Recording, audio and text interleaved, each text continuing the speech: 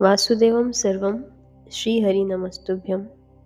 श्रीमद्भगवत महापुराण अष्टम स्कंध 21वां अध्याय बलि का बांधा जाना। श्री शुकदेव जी कहते हैं, परीक्षित, भगवान का चरण कमल सत्यलोक में पहुंच गया। उनके नख चंद्र की छटा से सत्यलोक की आभा फीकी पड़ गई। स्वयं ब्रह्मा भी उसके प्रकाश में डूब से गए। उन्होंने मरीचि आदि ऋषियों, सनंदन आदि नैष्ठिक ब्रह्मचारियों एवं बड़े बड़े योगियों के साथ भगवान के चरण कमल की अगवानी की। वेद, उपवेद, नियम, यम, तर्क, इतिहास, वेदांग और पुराण संहिताएं, जो ब्रह्मलोक में मूर्तिमान होकर निवास करते हैं तथा जिन लोगों ने योग रूप वायु से ज्ञानाग्नि को प्रज्वलित करके कर्ममल को भस्म कर डाला है, वे महात्मा सबने भगवान के चरण की वंदना की। इसी चरण कमल के स्मरण की महिमा से यह सब कर्म के द्वारा प्राप्त न होने योग्य ब्रह्मा जी के धाम में पहुंच गए। भगवान ब्रह्मा की कीर्ति बड़ी पवित्र है। वे विष्णु भगवान के नाभि कमल से उत्पन्न हुए हैं। अगवानी करने के बाद उन्होंने स्वयं विश्वरूप भगवान के ऊपर उठे हुए चरण का अर्घ्य पाद्य से पूजन किया, प्रक्षालन किया। पूजा करके बड़े प्रेम और भक्ति से उन्होंने भगवान की स्तुति की।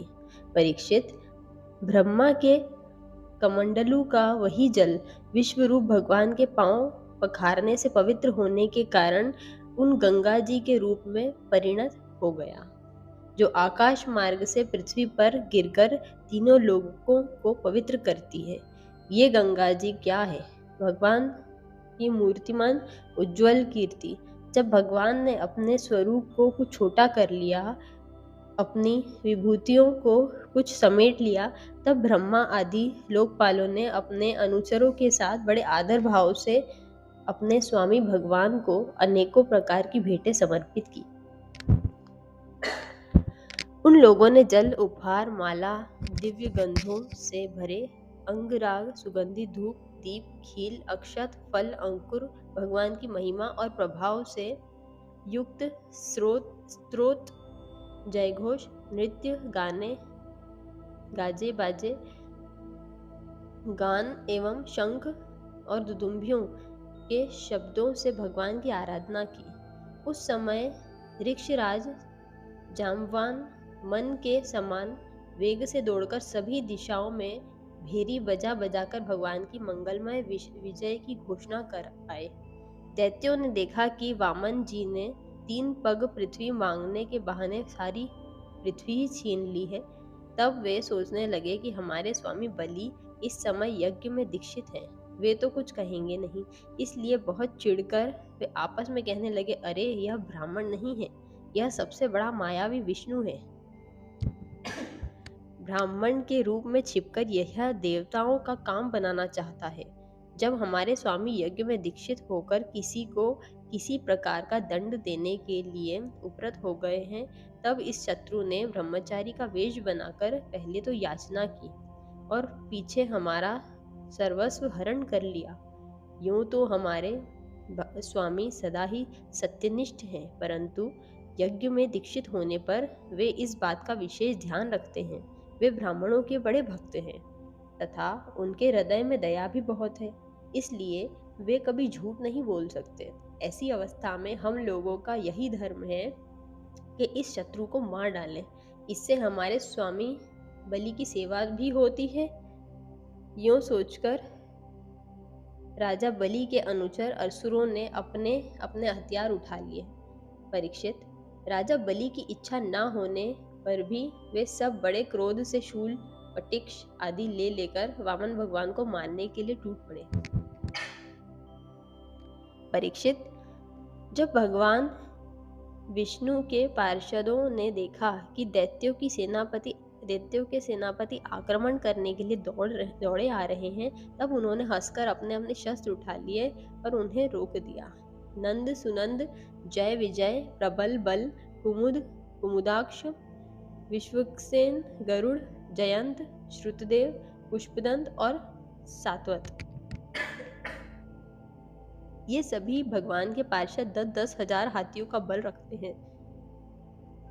वे असुरों की सेना का संहार करने लगे। जब राजा बलि ने देखा कि भगवान के पार्षद मेरे सैनिकों को मार रहे हैं और वे भी क्रोध से भरकर उनसे लड़ने के लिए तैयार हो रहे हैं, तो उन्होंने शुक्राचार्य जी के शाप का स्मरण करके उन्हें युद्ध करने से रोक दिया।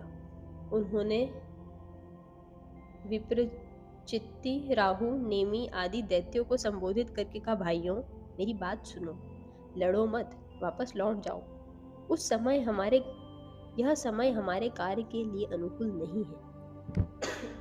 दैत्यों, जो काल समस्त प्राणियों को सुख और दुख देने की सामर्थ्य रखता है, उसे यदि कोई पुरुष चाहे कि मैं अपने प्रयत्नों से दबा दूं, तो यह उसकी शक्ति से बाहर है, जो पहले हमारी उन्नति और देवताओं की अवनति के कारण हुए थे। वही काल भगवान अब उनकी उन्नति और हमारी अवनति के कारण हो रहे हैं। बल, मंत्री, बुद्धि, दुर्ग, मंत्र, औषधि और समाधि उपाय, इनमें से किसी भी साधन के द्वारा अथवा सबके द्वारा मनुष्य काल पर विजय नहीं प्राप्त कर सकता।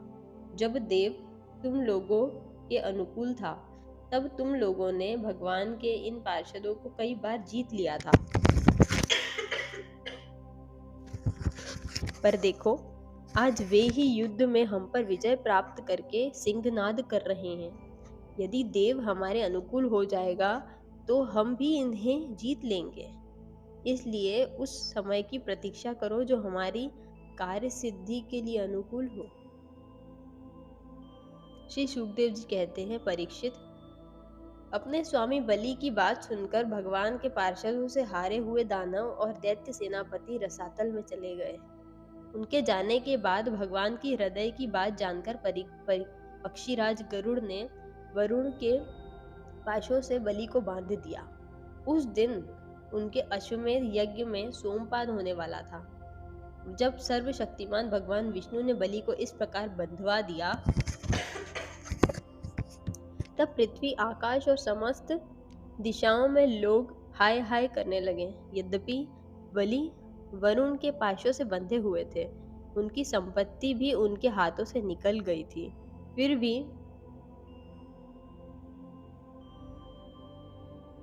भी उनकी बुद्धि निश्चयात्मक थी और सब लोग उनके उदार यश का गान कर रहे थे। परीक्षित, उस समय भगवान ने बलि से कहा, असुर, तुमने मुझे पृथ्वी के 3 पग दिए थे। 2 पग में तो मैंने सारी त्रिलोकी नाप ली। अब तीसरा पग पूरा करो। जहां तक सूर्य की गर्मी पहुंचती है, जहां तक नक्षत्रों और चंद्रमा की किरणें पहुंचती है और जहां तक बादल जाकर बरसते हैं, वहां तक की सारी पृथ्वी तुम्हारे अधिकार में थी। तुम्हारे देखते ही देखते मैंने अपने एक पैर से भूलोक शरीर से आकाश और दिशाएं एवं दूसरे पैर से सर्वलोक नाप लिया है। इस प्रकार तुम्हारा सब कुछ अब मेरा हो चुका है।